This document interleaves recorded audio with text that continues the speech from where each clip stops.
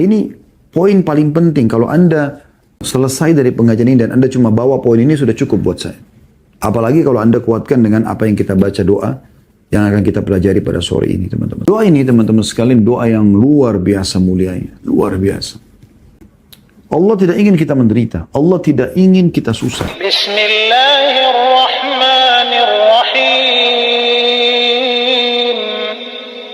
Dalam pembukaan kita, saya perlu menjelaskan ada sunnatullah atau sistem yang sudah Allah buat. Kita mau nggak mau, kita harus lalui di muka bumi ini. Dan umumnya berpasang-pasangan. Ya, seperti misalnya adanya masa muda dan masa tua. Adanya sehat dan ada sakit, ada lapar, ada kenyang, ya, ada senang, ada sedih, ya. Ada laki-laki, ada perempuan, ya. Ada malam, ada siang. Semua ini berpasang-pasangan. Begitu juga ada hidup, ada mati, ada dunia, ada akhirat, dan ada surga dan neraka nanti di sana. Orang yang memahami tentang masalah sunnatullah atau sistem ini, mereka akan sangat mudah melalui kehidupan ini. Karena mereka menyadari di saat mereka muda, mereka akan tua satu waktu. Jadi di masa tua itu, mereka bisa menerima. Sudah mulai melemah tubuhnya, rambutnya yang tadinya hitam, sekarang sudah mulai memutih, ya. Kekuatannya berkurang, kulitnya mulai keriput, ya. Angka umur terus bertambah, 40, 45, 50, 55, 60, 65, dan seterusnya. Akhirnya akan ditutup dengan kematian. Tapi dia bisa menerima. Dia tidak akan memaksakan diri untuk menjadi mudah lagi. Maksudnya, seperti kehidupan masa muda dia dulu. Ada memang fase-fasenya. Jadi dia tidak perlu paksakan diri, misalnya harus menyemir rambutnya menjadi hitam semuanya kembali. Walaupun menjaga kerapian dan kebersihan boleh. Dan menyemir rambut selain warna hitam dibolehkan dalam syariat. Karena ayah Abu Bakar Abu Quhafah radhiyallahu anhu majma'in di pembebasan kota Mekah, waktu dia masuk Islam di tangan Nabi SAW, Nabi melihat rambutnya, alisnya, jenggotnya semua putih. Maka Nabi SAW bersabda kepada Abu Bakar, bawalah dia kepada salah satu istrinya, biarkan diwarnai dan hindarilah warna hitam. Karena warna hitam menipu. Kalau sudah tua lalu dihitamkan kembali kan bisa menipu. Dilarang, Nabi SAW melarang. Dia mengatakan dalam riwayat lain, dan jauhilah warna hitam. Warna coklat, ya, warna kemerah-merahan, itu semua adalah hal yang dibolehkan. Walaupun tidak ada ubannya, ya, boleh juga dilakukan, tetapi tidak boleh dikembalikan ke warna hitam. Cuma yang saya ingin titik beratkan bukan masalah itunya. Bagaimana seseorang yang faham, sebagaimana ada fase masa muda, ada fase masa tua. Di masa tua dia enjoy saja. Nggak jadi beban gitu. Oh, bapak sudah tua, ibu sudah tua. Iya, alhamdulillah. Allah masih kasih umur. Dia bisa menerima. Demikian pula pada saat dia sehat. Dia tahu pasti ada namanya sakit. Ya. Tidak mungkin kita dari lahir sampai meninggal itu sehat terus, nggak mungkin. Nah, orang kalau faham ini, pada saat dia sakit dia bisa menerima. Karena memang dia tahu ini berpasangan, tidak bisa dipisahkan satu sama yang lain. Walaupun nanti kadar berat ringannya penyakit tergantung Allah SWT uji dia. Tapi pasti orang itu sakit, nggak mungkin tidak. Sebagaimana dia kenyang sekarang, dia akan lapar. Sebagaimana dia lapar, dia akan kenyang. Sampai ajalnya datang.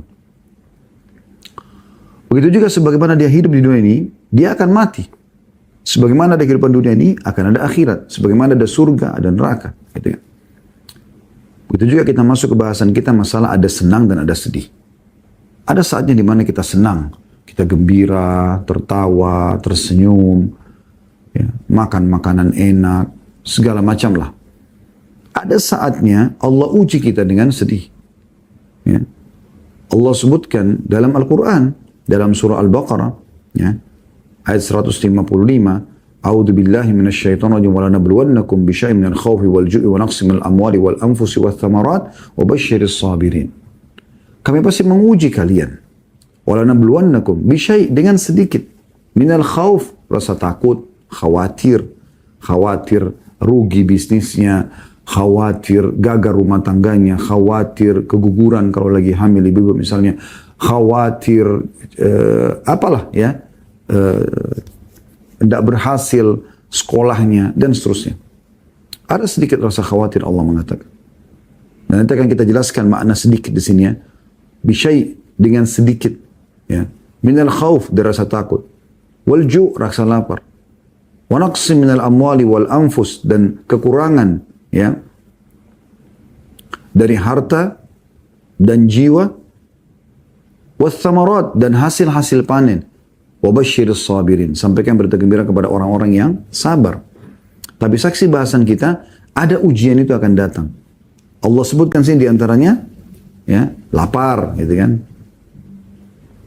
rasa khawatir, rasa takut, rasa lapar, kekurangan ya. Ada saatnya perusahaan Anda naik, ada saatnya turun, ada saatnya Anda senang, ada saatnya Anda sedih ya. Allah pencipta mengatakan juga dalam Al-Quran, huwa adhaka wa abka, dialah yang membuat orang-orang itu tertawa dan menangis, dipartnerkan oleh Allah Subhanahu wa taala. Walaupun Anda beriman, patuh kepada Allah SWT, tidak akan selamanya Anda senang. Ada saatnya Anda sedih.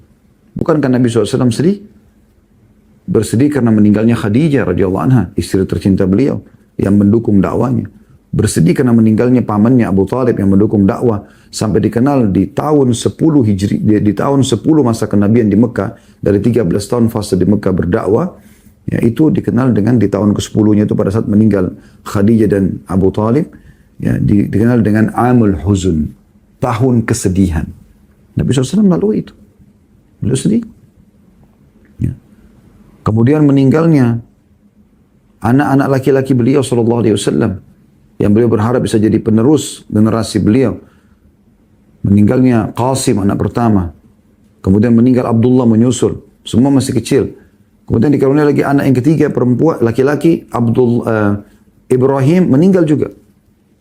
Dikaruniai 4 anak perempuan, meninggal 3 di masa hidup beliau sallallahu alaihi wasallam. Jadi 6 anak beliau meninggal. 3 anak laki-laki, Qasim, Abdullah, Ibrahim meninggal masih kecil. Meninggal juga 3 anak perempuan beliau, Ruqayyah, Ummu Kalthum, Zainab. Tinggal tersisa Fatimah saja radhiyallahu anhum ajma'in. Itu meninggal setelah Nabi SAW meninggal. Beberapa waktu setelah itu. Tapi Nabi SAW mengalami sedih itu. Nabi SAW juga mengalami kekalahan di perang Uhud. Kalau kita pikir-pikir harusnya Nabi nggak kalah gitu kan. Tapi Allah mengatakan, وَتِلْكَ الْأَيَّامُ نُدَاوِلُهَا بَيْنَ النَّاسِ. Begitulah hari-hari kami putar di antara manusia. Ada saatnya mereka senang, ada saatnya mereka sedih, ada saatnya mereka di atas, ada saatnya mereka di bawah. Ada saatnya mereka sakit, ada sehat, ada saatnya mereka sakit. Fahami ini teman-teman sekalian, ini sunnatullah. Dengan begitu, manusia menyadari bahwasanya dia makhluk. Di saat-saat genting kita butuh kepada penopang kita. Siapa yang akan menolong kita? Di saat kita sudah bicara sama dokter, dokter cuma mengatakan kami akan berusaha maksimal. Di saat kita lagi terlirutan, kita bicara sama teman-teman, mereka hanya mengatakan, saya coba carikan bantuan. Di saat lagi ribut rumah tangga Anda ingin sekali ada yang menengahi, mereka cuma bisa berusaha. Nah, Allah sang pencipta menjadikan itu supaya Anda kembali kepadanya. Andai saja setiap orang di antara kita memahami teman-teman sekalian, setiap ada cobaan datang, sebenarnya bentuk kasih sayang Allah kepada dia agar dia kembali kepada Tuhannya, dan dia tidak komunikasikan sama manusia terlebih dahulu, tapi langsung kepada Tuhannya. Dia wudu, dia sholat, di atas sejadah, dia mohon kepada sang pencipta Allah sambil berdoa kepadanya, maka Allah akan datangkan orang-orang yang tepat yang membantu dia dalam permasalahannya itu. Cuma sayangnya teman-teman sekalian, kita tidak faham masalah ini. Kita lebih banyak larinya kepada manusia dulu. Sakit dokter dulu. Psikiater dulu. Ya. Atau para psikolog dulu. Ya. Para orang-orang yang kita anggap bijak dulu untuk memecahkan rumah tangga kita misalnya. Permasalahan rumah tangga. Tidak kepada Allah Subhanahu wa ta'ala. Akhirnya kita bisa ketemu orang tepat, bisa ketemu orang yang tidak tepat. Coba Anda kembali kepada hal yang tepat, yaitu kembali kepada Tuhan Anda, Allah Subhanahu wa ta'ala. Karena kalau kita sedang ada nikmat teman-teman sekalian, yang ciptakan kita siapa? Allah. Yang ciptakan nikmat itu Allah. Yang bisa mempertahankan Allah. Kalau kita lagi ada musibah, yang ciptakan kita Allah. Yang ciptakan musibah itu Allah. Yang bisa mengangkatnya hanya Allah. Dan ini semua hal yang harus difahami sebagai pondasi dasar dalam bahasan kita. Nah, kemahamurahan Allah Subhanahu wa ta'ala, Dia menyiapkan untuk kita perangkat-perangkat dalam menghadapi cobaan tersebut. Supaya kita bisa melaluinya. Selain Allah berikan kita akal untuk bisa berpikir, Allah berikan kita hati nurani untuk merenung, Allah juga berikan di sekitar kita perangkat. Kalau kita perhatikan baik-baik ada banyak. Seperti misalnya kita sakit ada obat-obatan, ada dokter, ada masalah. Kita ada orang-orang juga yang menghadapi masalah seperti kita. Kemudian ada juga mungkin orang yang bisa kita konsultasi atau komunikasi sehingga dia memberikan solusi-solusi minimal ide. Ada juga orang yang memberikan kita jalan keluar cukup banyak. Berapa banyak di antara kita yang pernah terlilit utang lalu ada yang lunaskan utangnya. Dia sakit, kemudian dia cocok dengan dokter dan resepnya, kemudian dia sembuh. Dihadapi masalah rumah tangga lalu terpecahkan, saling memaafkan, kemudian akur kembali. Belum punya anak, lalu konsultasi dengan dokter cocok, lalu kemudian hamil dan punya anak, dan seterusnya. Ya. Nah Allah memberikan kepada kita solusinya, ya, kembali kepada Dia dulu. Itu yang pertama. Kembali kepada Allah Subhanahu Wa Taala. Coba resep ini teman-teman, sederhana sekali. Masalah apapun, kembali kepada tadi surah Al-Baqarah 155 akhir ayatnya. Wabashiris sabirin. Kalau ada masalah Anda hadapi, sampaikan berita gembira kepada orang-orang yang sabar. Siapa orang yang sabar? Itu ya Allah. Allah mengatakan di 156-nya. Lanjutannya langsung ya. Alladzina idza asabathum musibatun qalu inna lillahi wa inna ilaihi raji'un. Yaitu orang-orang yang kalau ditimpa musibah, mereka ketemu temannya, konsultasi sama atasannya, ya, ke dokter, enggak. Mereka langsung kembali kepada Tuhannya. Mereka mengatakan, sesungguhnya kami milik Allah dan kami akan kembali kepada Allah. Apa kata Allah SWT? Ulaika alaihim salawatu min rabbihim wa rahmah. Mereka lah orang-orang yang akan mendapatkan salawat, solusi dari Allah ini, rahmat Allah. Ulaika alaihim salawatu min rabbihim wa rahmah wa ulaika humul muhtadun. Dan mereka orang yang mendapatkan petunjuk yang benar. Nanti Allah datangkan obat yang cocok, dokter yang cocok, peminjam modal yang cocok, ya, dan seterusnya. Nah ini poin yang perlu kita pahami di awal sekali bahasan kita. Nah salah satu yang Allah ajarkan kepada kita pada saat kembali kepada Dia, selain mengucapkan tadi kalimat istirja namanya, Inna lillahi wa inna ilaihi raji'un. Kami milik Allah, kami akan kembali kepada Allah. Ya. Dalam ayat Al-Quran tadi, Al-Baqarah 156. Di dalam hadis Nabi SAW, Nabi tambahkan doa ini dengan sebuah kata atau beberapa kata. Ya. Allahumma ajurni fi musibati wa khlif li khairan minha. Allahumma ajurni, setelah mengatakan inna lillahi wa inna ilaihi raji'un. Kami milik Allah, kami akan kembali kepada Allah. Allahumma ajurni. Ya Allah berikanlah aku pahala fi musibati, dalam musibahku ini. Wa khlif li khairan minha, dan gantikan aku yang lebih baik daripadanya. Kata Nabi SAW, maka Allah akan ganti kesedihannya, permasalahannya jadi kegembiraan. Berarti kan ada solusi dalam syariat. Tapi ingat, kembali kepada Allah. Sekali lagi, kembali kepada Allah. Jangan jadikan Allah nomor 30 teman-teman sekalian. Ini cuma istilah bahasa saya supaya mudah difahami. Dia terus ikhtiar dari dokter ke dokter, nanti kalau sudah mentok dokter semua angkat tangan baru sholat tahajud. Allah terakhir. Coba sebelum ke dokter berdoa sama Allah. Allah akan datangkan dokter yang cocok buat Anda. Ini poin perlu digarisbawahi teman-teman sekalian. Kembali kepada Allah. Saya pernah membaca kisah seorang dokter spesialis, ya, dari India atau dari Pakistan gitu kisahnya, ya, saya lupa. Namanya pun disebutkan dalam salah satu buku yang pernah saya baca. Tapi kisah nyata, ya, orang ini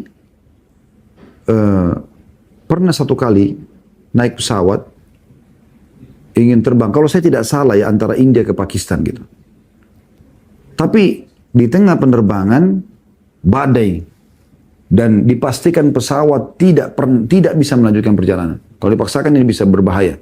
Tidak nampak apa-apa. Maka pesawat harus mendarat darurat di salah satu kota terdekat ada di situ. Intinya mampirlah di kota itu. Pada saat turun, karena dia ada meeting penting, ya, seminar yang dia harus hadir, maka dia pun akhirnya maksakan di bandara tanya, saya harus ke sana, bagaimanapun caranya. Mereka bilang tidak ada solusi lain kecuali Anda naik kendaraan lewat darat. Tapi ini juga berisiko.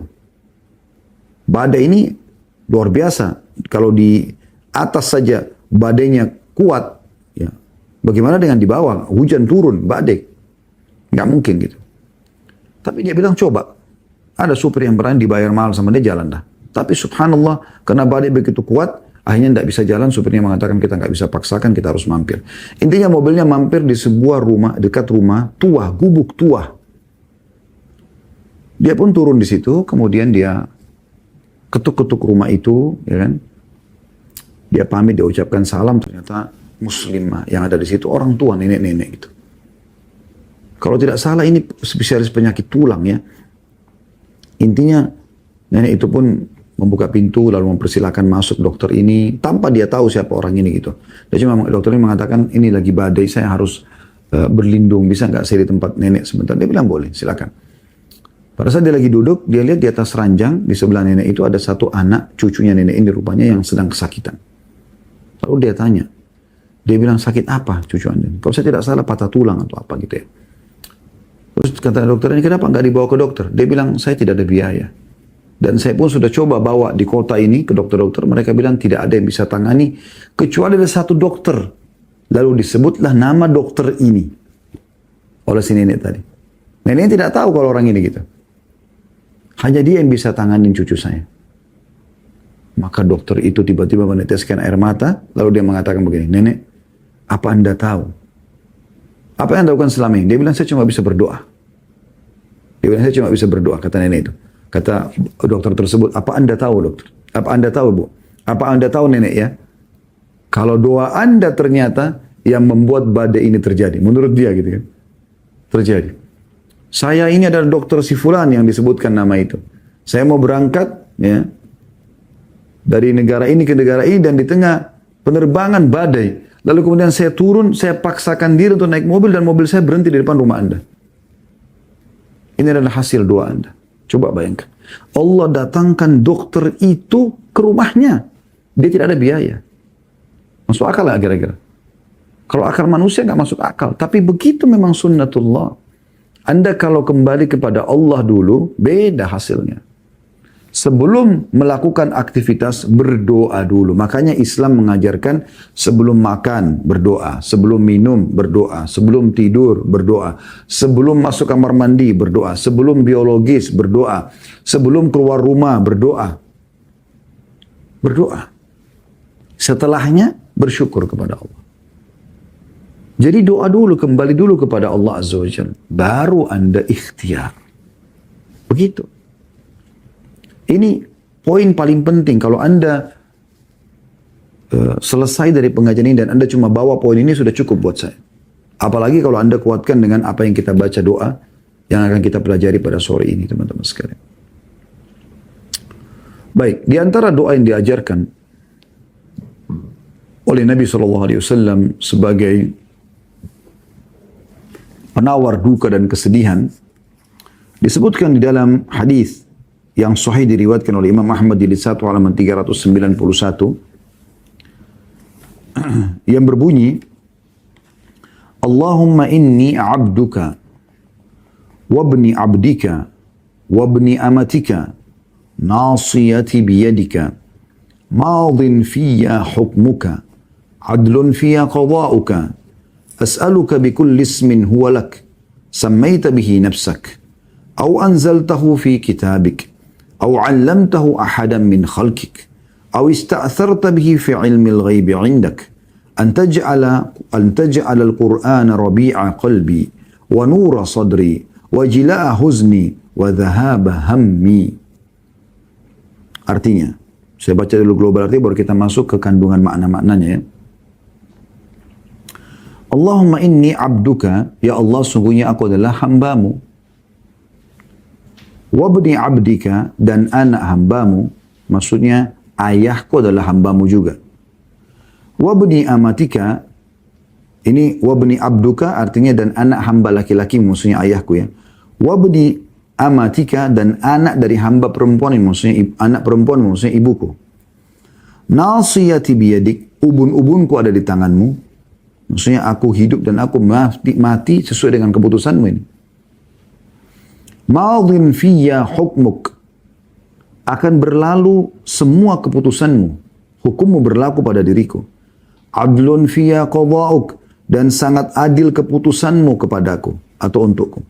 As'aluka bikulli ismin huwa lak, Aku memohon kepadamu dengan setiap nama yang engkau miliki. Sammaita bihi nafsak. Engkau menamakan itu untuk dirimu sendiri.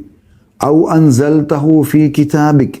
Atau engkau menurunkan ya di dalam kitab sucimu.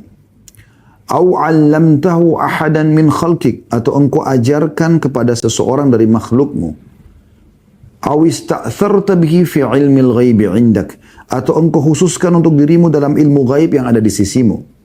Antaj'alal Qur'ana rabi'a qalbi. Agar engkau menjadikan Al-Quran ya, sebagai penentram hatiku.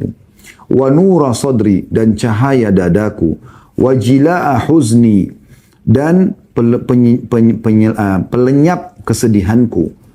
Wa zahaba hammi, dan juga penghilang dukaku. Doa ini teman-teman sekalian, doa yang luar biasa mulianya. Luar biasa. Dan hanya akan mengetahui nilainya, kenikmatannya dalam bacaan. Ya. Apalagi kalau dia faham artinya. Orang-orang yang pecandu doa, tanda kutip. Orang yang gemar berdoa. Gemar melibatkan Tuhan dalam hidupnya. Orang-orang beriman, orang yang mukhlis, yang ikhlas kepada Tuhannya. Dia selalu ingin mencari doa apa lagi yang harus saya baca. Gitu. Diberikan doa ini oleh Nabi SAW. Dan dalam hadis disebutkan siapa yang membaca doa ini, maka Allah akan ganti kesedihannya menjadi kesenangan. Kita coba bedah doa ini menjadi beberapa bagian. Bagian pertama tentang masalah pengikraran keberadaan Allah dan kemahakuasaannya terhadap diri kita. Yaitu, mulai dari potongan Allahumma inni abduka. Ini penundukan. Kita menundukkan diri kita. Ya Allah, sungguhnya aku adalah hambamu. Hamba. Hamba itu berarti full dimiliki oleh tuannya. Aku adalah hambamu. Kemudian wabni abdika, dan anak dari hamba laki-lakimu, maksudnya ayahku. Aku pun berasal dari hambamu juga, dari sperma hambamu. Wabni amatika, aku juga berasal dari rahim, keluar dari rahim hamba perempuanmu, ibuku.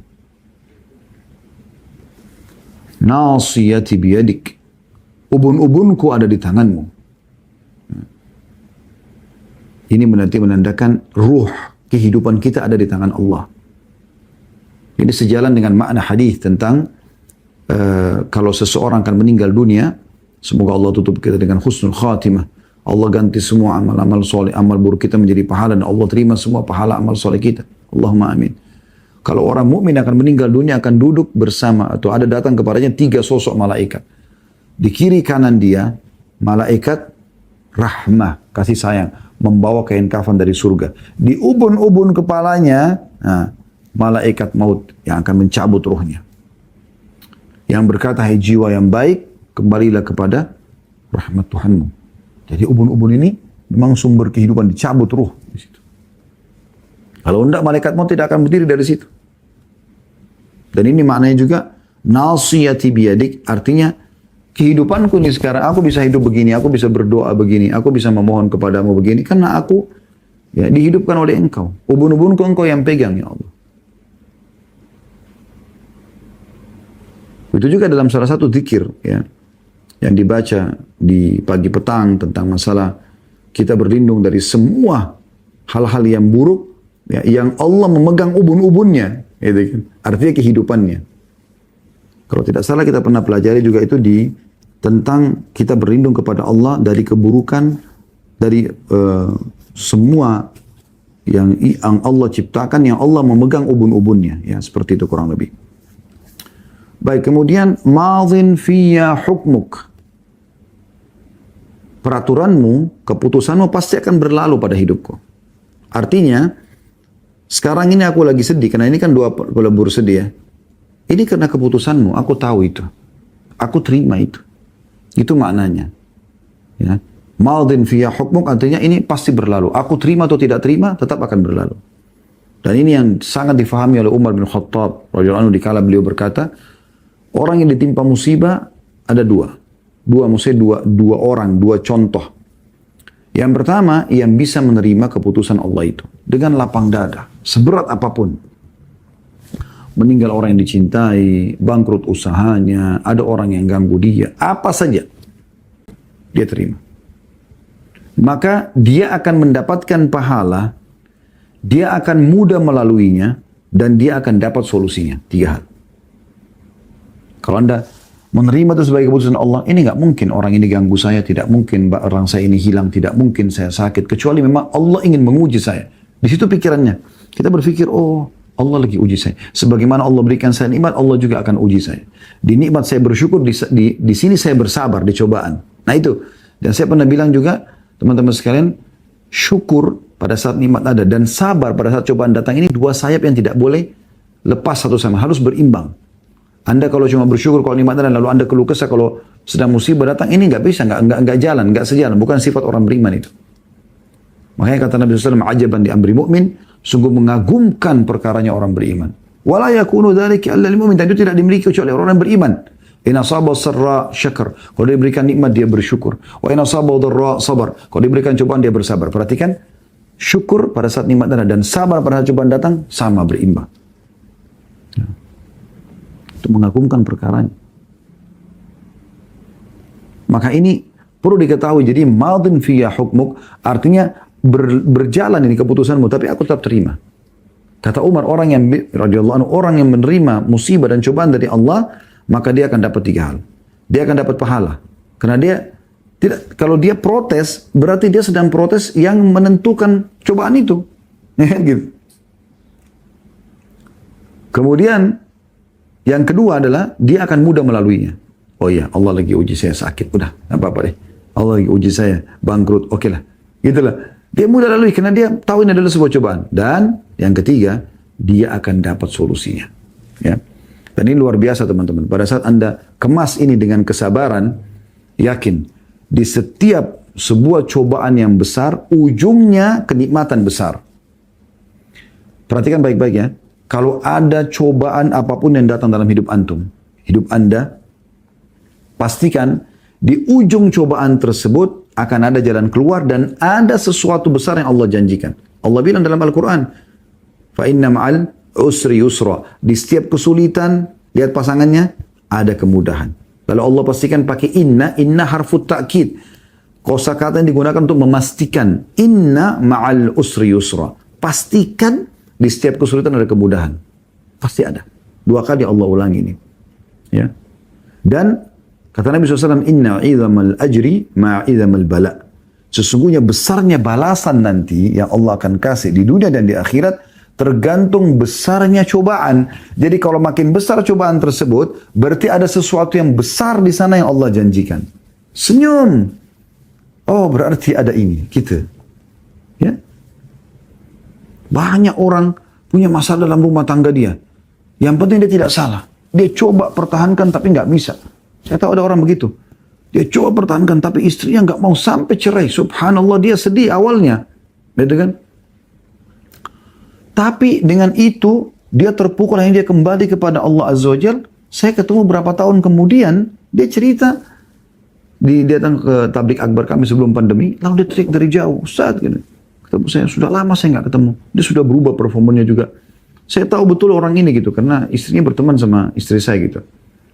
Dan istrinya itu, subhanallah, meninggalkan dia dan nikah sama laki-laki lain dan segala. Dia terpukul awalnya dan tidak punya anak waktu itu ya. Setelah itu saya bilang, oh Masya Allah, iya. Bagaimana kabar akhi? Baik, Alhamdulillah. Bagaimana keadaan antum sekarang? Saya takut dia masih terpukul dengan perceraian dia dulu. Karena istri itu maksa dia untuk cerai. Dia bilang, Alhamdulillah Ustaz. Oh Masya Allah, Alhamdulillah. Gimana? Dia bilang, saya sudah dapat seorang istri salihah. Dan sekarang saya sudah dikaruniai 2 atau 3 anak gitu. Jadi mungkin di pandangan kita awalnya buruk. Tapi ternyata ada sesuatu yang Allah janjikan yang besar di sana. Kita nggak tahu. Ya? Allah katakan dalam Al-Quran itu. Wa asa an takrahu syai'an wa huwa khairun lakum. Bisa saja kalian benci sesuatu tapi itu lebih baik buat kalian.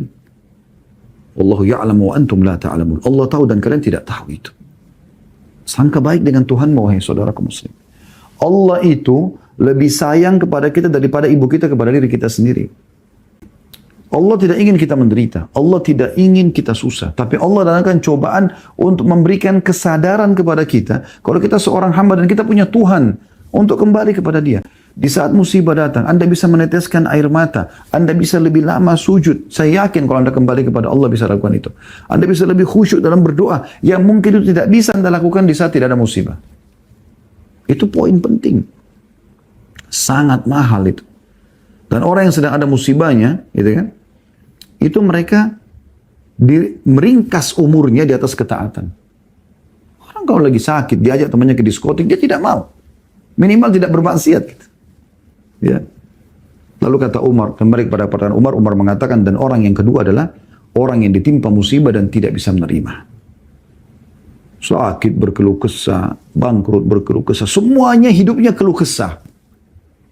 Pertama dapat dosa, kata Umar, karena dia memprotes keputusan Tuhannya. Yang kedua, sulit melaluinya.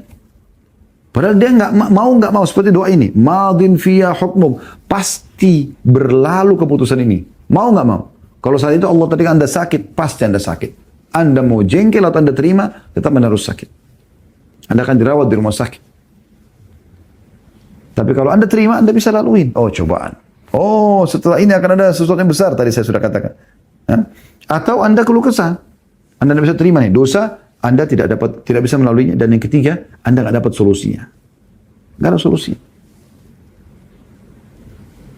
Akan mentok terus. Sampai Anda kembali kepada Tuhan Anda. Allah Azza wa Jalla. Makanya Allah katakan juga dalam surah Sajdah itu. وَلَنُذِيقَنَّ مِنَ الْعَذَابِ الْأَدْنَى دُونَ الْعَذَابِ الْأَكْبَرِ لَعَلَّهُمْ يَرْجِعُونَ.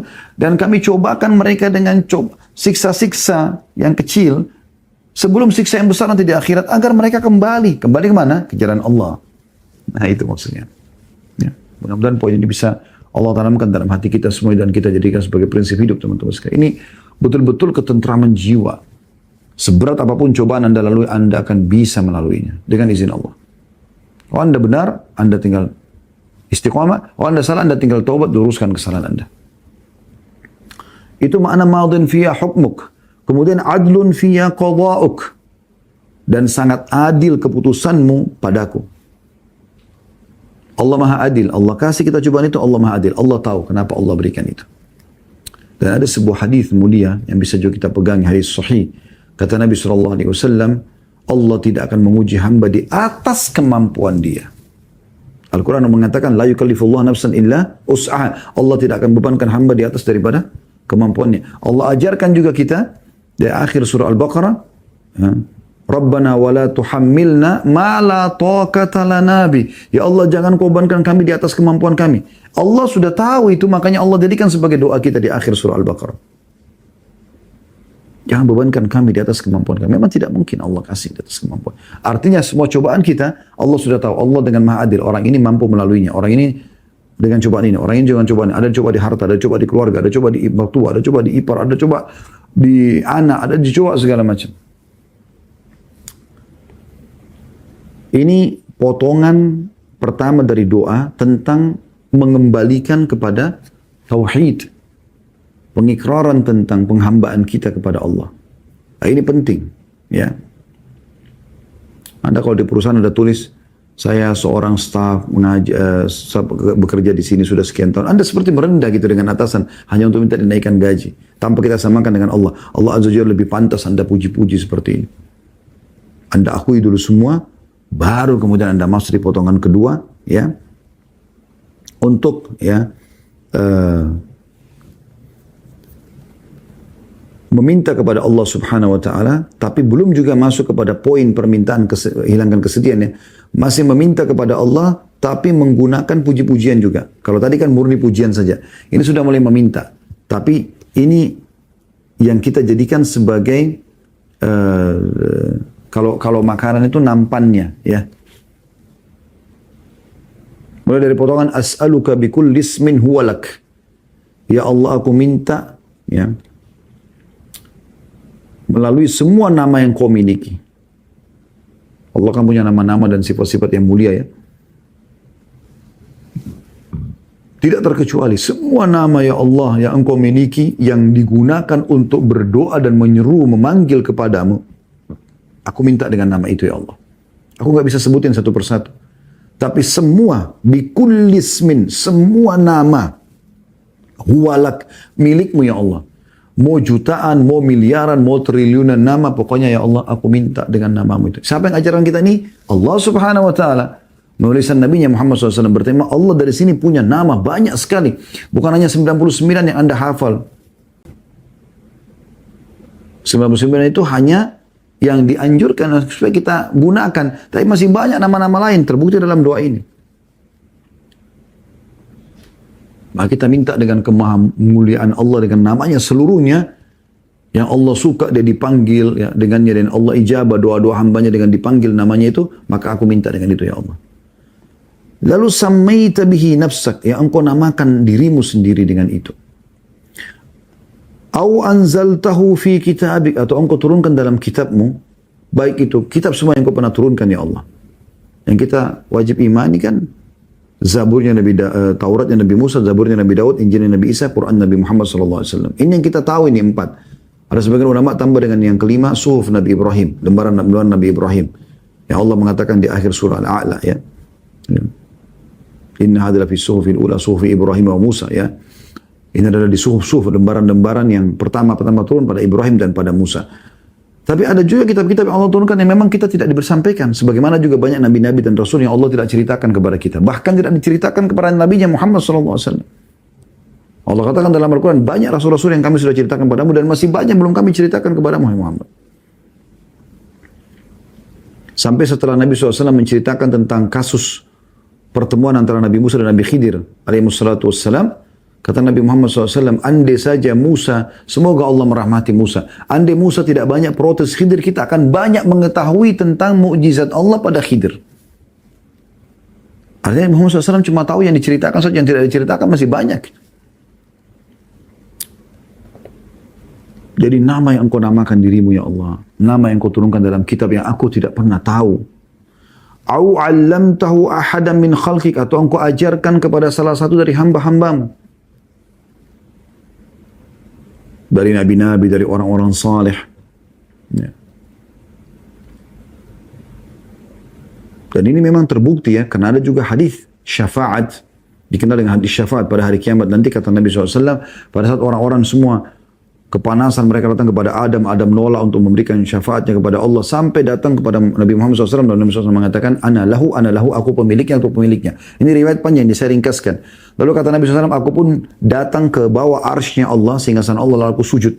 Dan pada saat itu Allah membukakan untukku puji-pujian yang belum pernah diajarkan untuk hamba-hambanya sebelumnya. Berarti Allah memang punya banyak nama-nama yang mulia. Tapi di sini sudah diringkaskan semuanya luar biasa gitu, ya. Tidak tertinggal satu pun. As'aluka bikulli ismin huwalak, aku minta dengan namamu semuanya ya Allah. Ya, sammaita bihi nafsak, engkau namakan dirimu sendiri. Aw anzaltahu fi kitabik, atau engkau turunkan dalam kitabmu, kitab manapun termasuk selain Al-Qur'an. Aw 'allamtahu ahadan min khalqik, atau engkau ajarkan kepada hamba-hambamu. Mungkin diajarkan kepada manusia, mungkin diajarkan kepada jin, mungkin diajarkan kepada malaikat, mungkin kepada hewan. Hewan-hewan juga bertasbih memuji Allah. Kita tidak tahu. Aw ista'tharta bihi fi 'ilmil ghaibi 'indak, atau engkau menyimpan khusus di ilmu ghaib yang hanya kau yang tahu ya Allah. Ini semua permohonan ya, yang diikutkan dengan pujian kepada Allah. Belum minta kepada hajat kita. Kalau awal tadi kan semua pengikraran penghambaan. Belum ada meminta, tapi di sini ada as'aluka bikulli ismin, aku minta dengan namamu, bertawassul dengan nama-nama Allah SWT. Jadi maknanya sangat dalam. Juga diambil dari potongan teman-teman, au 'allamtahu ahadan min khalqik. Di sini ada faedah penting juga, yaitu kalau seseorang terbiasa berdoa kepada Allah, akan beda kondisinya dengan orang yang tidak terbiasa berdoa. Kalau Anda tidak biasa berdoa antara azan dan iqamah, Anda tidak menjadikan itu sebagai sesuatu yang penting dalam hidup Anda. Tidak khususkan doa di sepertiga malam, pada saat hujan turun tidak khususkan doa, tidak saat musafir jalan saja tidak pernah berdoa. Misal contoh, maka beda antara Anda dengan orang yang selalu kejar doa. Orang yang selalu kejar doa ini Allah akan mudahkan lisannya mengucapkan kalimat-kalimat yang mungkin dia tidak pernah terfikir sebelumnya. Coba Anda praktekin. Anda mulai sekarang berikrar, saya mulai berdoa kepada Allah. Minimal antara azan iqamah aja deh, sehari berarti 5 kali. Khusus. Pokoknya dengar azan, habis azan, baca doa habis azan, langsung berdoa kepada Allah. Walaupun cuma 1-2 menit, rutinkan. Seminggu misalnya. Nanti, doa-doa yang Anda baca, Anda coba baca maksimal apa yang Anda ingat. Nanti minggu depan atau bulan depan, Anda akan terfikir untuk baca doa yang lain. Yang mungkin belum terlintas di benak Anda sebelumnya. Dan ini terjadi pada hampir semua ibadah ya. Kalau Anda terbiasa sholat malam, Anda awal lakukan beda dengan Anda kalau sudah rutin lakukan. Kalau sudah rutin lakukan, Anda akan muncul ide-ide di ibadah itu sendiri. Tadinya Anda cuma baca 1 ayat 1 rakaat atau 2 ayat, nanti Anda akan mulai baca 10 ayat, nanti akan Anda baca 100 ayat, nanti akan Anda baca 1000 ayat per rakaat. Bisa saja. Utsman bin Affan mengkhatam 30 juz di rakaat terakhir witirnya. Kalau Anda mengatakan bagaimana caranya? Tidak masuk akal Anda karena Anda belum pernah melakukan itu. Kalau Anda sudah melakukan banyak ibadah, Allah berkahi, nanti akhirnya Allah akan kasih kesempatan. Dan seterusnya. Potongan terakhir dalam atau 2 potongan terakhir ya. Potongan terakhir tepatnya lah dari doa kita ini adalah mulai antaj'alal Qur'ana rabi'a qalbi. Ini permintaannya teman-teman. Agar engkau menjadikan Al-Quran sebagai penghibur hatiku. Ya. Berarti semua puji-pujian tadi itu ya, untuk memohon kepada Allah Azza wa Jal agar Al-Quran yang selama ini kita cuman taruh aplikasinya di handphone kita, yang tidak dibaca, tidak direnungi artinya, tidak dihafal ayat-ayatnya, tidak diamalkan dalam sholat dan aplikasi dalam kehidupan sehari-hari, atau Anda beli mushaf, Anda cuma pajang di perpustakaan atau di musola rumah Anda, atau di antara kepala suami istri dengan alasan supaya ada simbol Islam, atau Anda cuma pasang kaligrafi di rumah Anda, sebatas itu saja. Al-Quran itu dalam doa ini menunjukkan dia adalah kunci daripada doa ini. Inti doa ini meminta agar Al-Quran, yang memang Al-Quran itu ya, ada tertulis di Lauhil Mahfuz. Dan dia sangat mulia Al-Quran itu. Semua yang dinisbatkan pada Al-Quran atau menisbatkan dia pada Al-Quran dimuliakan.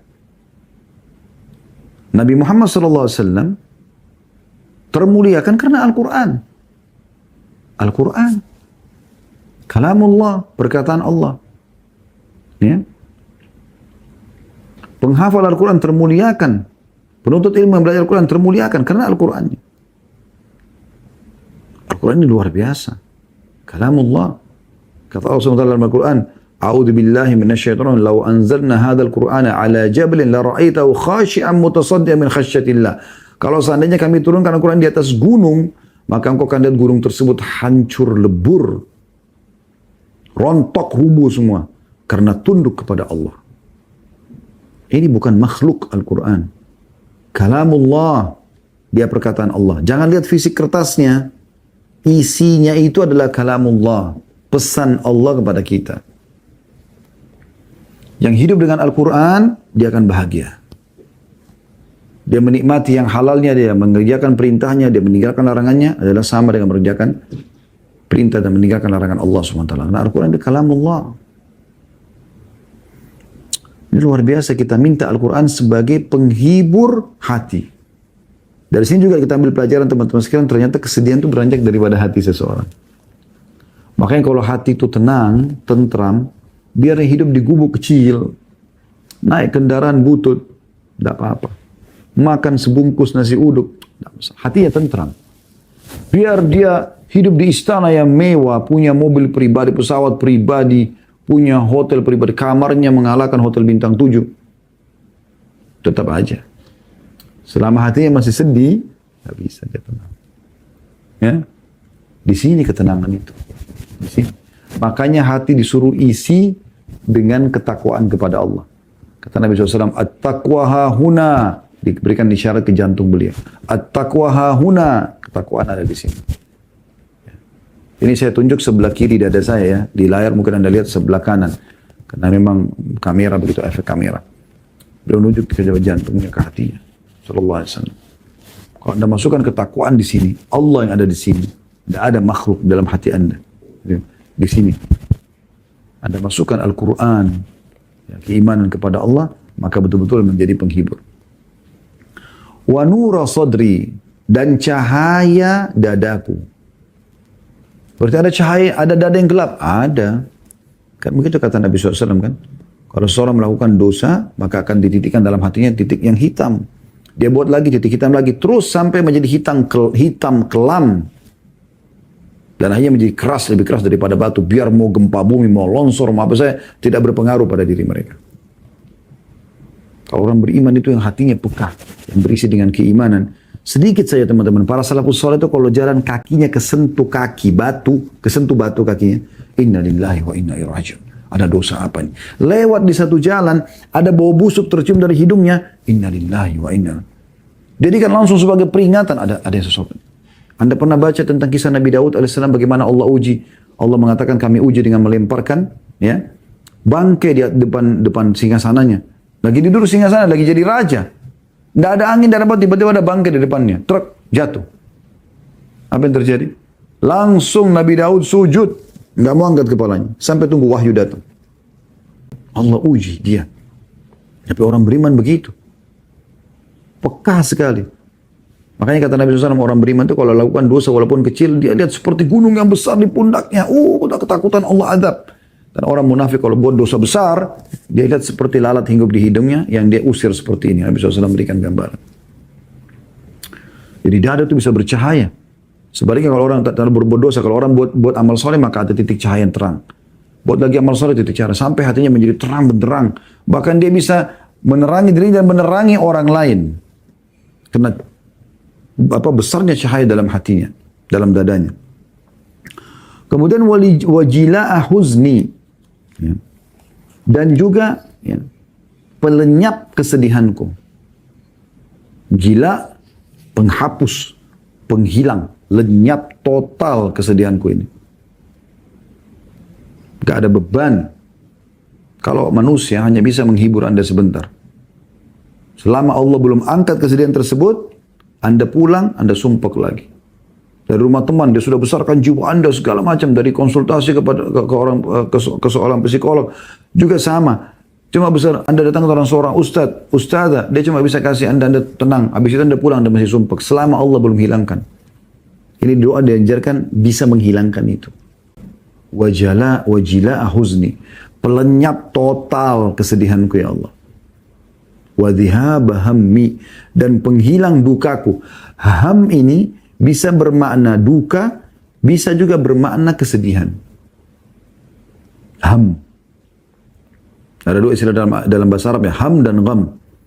Dua-duanya ini kesedihan. Biasanya kalau dia dari dirinya ya, atau dari orang lain, sama. Penyebabnya apapun, maka dia sedih di situ.